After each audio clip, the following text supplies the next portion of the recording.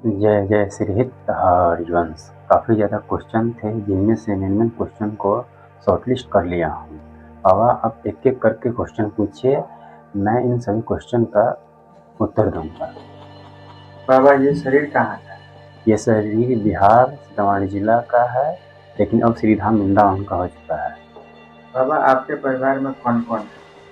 मेरे परिवार में इष्ट आचार्य पूज्य श्री सदगुरुदेव भगवान, माता श्री, पिता श्री, 2 बहन और 1 भाई है।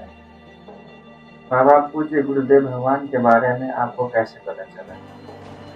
मैंने जब यूट्यूब पर फर्स्ट बार विराट कोहली और अनुष्का शर्मा और पूज्य श्री सदगुरुदेव भगवान को देखा, तो वहाँ से अध्यात्म की कहानी शुरू हुआ।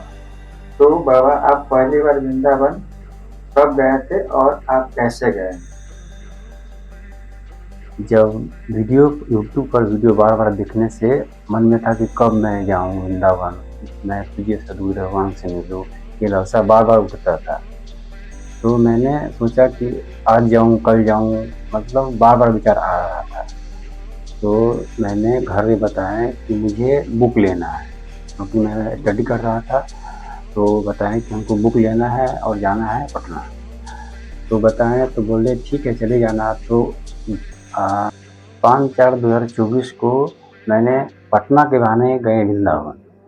तो वहाँ पर गए तो वहाँ पर बताया कि ऐसे-ऐसे पद यात्रा हो रहा है 2 बजे, और उसने बताया कि ऐसे-ऐसे आपको आना होगा तो आपको महाराज जी का दर्शन होगा। तो मैं फर्स्ट बार गए तो 2:30 बजे उसमें पद यात्रा हो रही थी, कृष्ण शरणम आश्रम से लेकर के केडी कुंज तक।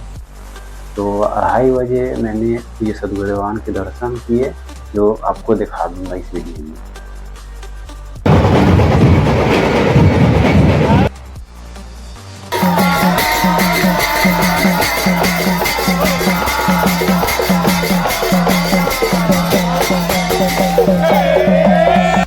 दर्शन करने के बाद फिर मैंने घर पे बताया कि पटना नहीं है, हम वृंदावन में है। तो उनको मतलब एक अजीब सा चौंक गया कि कैसे तुम चला गया बिना पूछे हुए।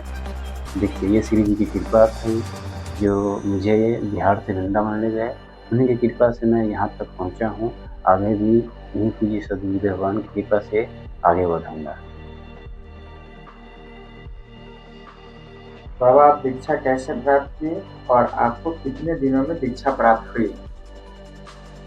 जब मैं वृंदावन से फिर घर आए तो जो तो फिर मुझे मन में एक ही सवाल आ रहा था कि मैं कब वृंदावन जाऊँ, कब वृंदावन जाऊँ। पूज्य सदगुरुदेव भगवान को देखने पर भी मुझे लगता था कि नहीं देखे हुआ, फिर एक बार देखूँ, फिर एक बार देखूँ। ये मन में फिर लालसा होने लगा और लगा कि मैं जाकर के उनके शिष्य बन जाऊँ।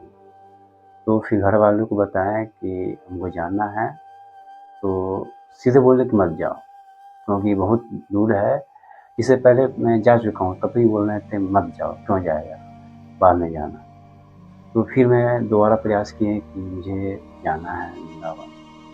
तो फाइनल में उन्हें बता दिए कि 12/2/2025 को फिर मैं वृंदावन गए। तो ये सदगुरुदेव भगवान को वही कृष्ण शरणम से लेकर केडी कुंज तक मैंने दर्शन किए। तो करने के बाद फिर जो नियमावली होता है, मैं उनको अपील किए कि मुझे नियमावली दीजिए शरणागति और दीक्षा प्राप्त करने के लिए। तो उसने बताएँ दीक्षा दिए, जो टोकन आपको मैं शो कर दूँगा। तो दिए, मैं वो नियमावली को लेकर के कुछ बुक था और नियमावली को लेकर के फिर घर चले आए। जो बताए हुए थे उनकी नियमावली पर मैं प्रतिदिन करता था। तो हर एक 2 महीना, 2.5 महीना में बोल रहे थे ये पूज्य सदगुरुदेव भगवान की आज्ञा थी कि हर 2 और 2.5 महीना में आपको वृंदावन आना है। तो 2 और 2.5 महीना में प्रत्येक बार जाते थे, लगभग 5-6 बार गए। फिर जाने के बाद मुझे बताया कि आपका दीक्षा फाइनल हो गया है, आप माताश्री या पिताश्री को बुलाकर ले आओ, आपका दीक्षा हो जाएगा। तो मैं माताश्री को लेकर गए, तो हमसे प्रश्न पूछा गया था चतुरासी जी के बारे में और शयन आरती। तो शयन आरती मुझे याद नहीं था, तो बताया कि नहीं आपको फिर दोबारा आना होगा। मैंने 2-3 बार बोले कि नहीं कर दीजिए, दिक्कत हो रहा है, लेकिन हमको ऐसा नहीं करना चाहिए, क्योंकि उन परिकर में जो भी व्यक्ति बता रहे हैं पूज्य सद्गुरुदेवान से संबंधित, वो पूज्य सद्गुरुदेवान की आज्ञा से ही बता रहे हैं। ऐसे नहीं करना चाहिए, लेकिन मैंने किया। तो फिर मैं घर चले आए, माताश्री पिताश्री को लेकर घर चले आए। आने के बाद फिर 1 महीना के बाद मैंने फिर प्रयास किया और श्री से प्रार्थना करते थे कि कब मुझे दीक्षा प्राप्त होगा, मैं अधम पापी नीच को कब शरणार्थी होगा, कब मैं उनके शिष्य बनूँ, क्योंकि मनुष्य जीवन में पूज्य सद्गुरुदेव भगवान को होना बहुत आवश्यक है।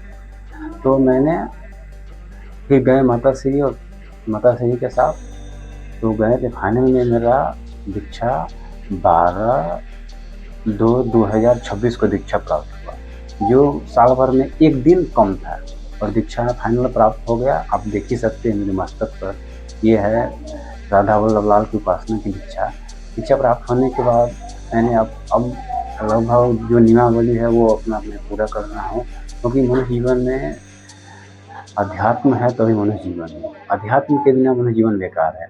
इसलिए मैं आपको अगले इस वीडियो में आपको बताऊंगा कि दीक्षा कैसे प्राप्त करें, दीक्षा में कौन कौन सा क्वेश्चन ऐसा पूछा जाता है जो हमें जल्द ही दीक्षा प्राप्त हो। अगर अध्यात्म इतना आसान रहता तो मेरे फर्स्ट ही बार जो गए माताश्री को लेकर के दीक्षा प्राप्त करता, लेकिन नहीं, अध्यात्म सबसे बड़ा कठिन बात है। अगर सही से किया जाए तब, अगर पाखंड की तरह किया जाए तब तो कोई बात ही नहीं है। इसीलिए मैं कहता हूँ बाबा जी बनना कोई आसान नहीं, क्योंकि मनुष्य जीवन का परम लाभ और परम कर्तव्य है भगवान की प्राप्ति। हमें तो गुरु दीक्षा प्राप्त हो ही गया है, और गुरु दीक्षा का नियमावली जो बताए थे कि इनमें 4 विशेष आवश्यकता है, ये सद्गुरु भगवान के श्रीमुख के सुनने से ये 4 नियम अत्यंत जरूरी है। तो वो नियम मैं कर ही रहा हूँ। मैं आप लोग से यही प्रार्थना करता हूँ और श्री जी से प्रार्थना करता हूँ कि जो भी लोग संसार में भूले हुए हैं वो भगवान से जुड़िए, क्योंकि अगर मन शांति चाहते हैं तो भगवान से जुड़ना अत्यंत आवश्यक है। इसी प्रकार मेरा दीक्षा प्राप्त हुआ, मैं आपको बता दिया कैसे प्राप्त हुआ। मैं इस वीडियो को यहीं रखता हूँ। जय श्री हित हरिवंश।